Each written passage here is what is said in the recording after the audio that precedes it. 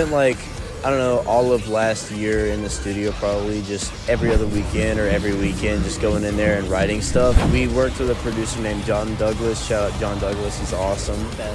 He should be coming here tonight, but he helped a lot with the writing, and we asked Cameron to join the band, and he came in and recorded a lot of the stuff. So that, it was pretty smooth. It was just a long process, you know. So I mean, it was relatively easy. I wasn't really a part of the writing of it. I had shown up later. They just asked if they needed a guitarist to play some of the parts and record some of the like lead stuff and more challenging stuff.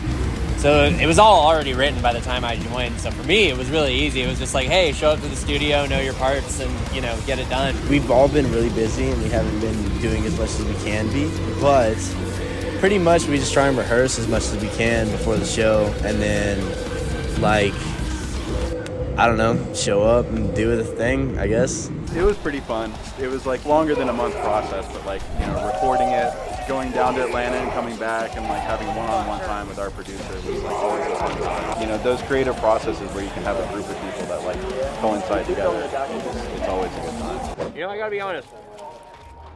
I don't think Chipotle is very good. Moe's is way better. Big time. I fuck with Willie's too. Willie's is good.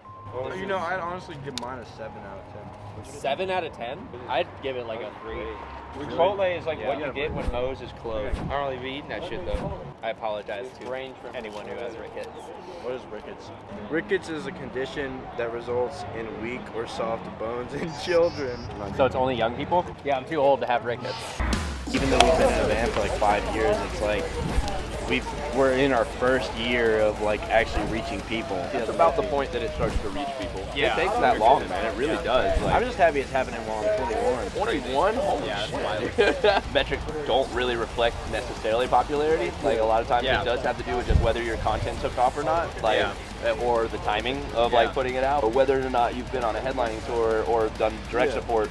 They look at what your numbers were for that tour. I'm glad to see that you guys are kicking ass and like, and it grows exponentially. I mean, shit, like look what happened to Left to Suffer, dude. Like they wouldn't have done it if Taylor hadn't done all the networking that he did.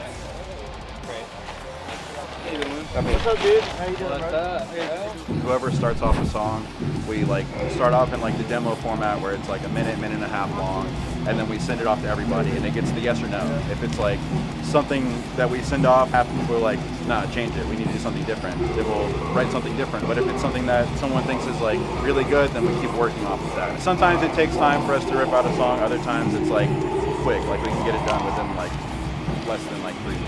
Not drinking is really important for me before a show because it just kind of makes me more like, just less aware of what's going on.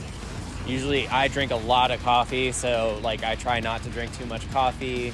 I do a lot of breathing exercises, making sure I'm really warmed up before the set is really important to me. I've been actually reading this book called The Inner Game. It's a book about tennis professionals. It talks about like mentally preparing yourself for like high stress, very highly active situations, and a lot of musicians really dig it. So I've been going into some of that stuff. It's a cool book, highly recommend it. Yes, drinking is important. Like I've had shows that we played, they were like bullshit shows where we get like slammed and we sound like shit. That's not cool. So any new bands that wants to do it right, just don't drink before the show and get slammed and all that stuff. It's cool if you have like a few beers if you want to, hours before your set or whatever, but like if you want to do it correctly, just don't drink. It's not worth it. So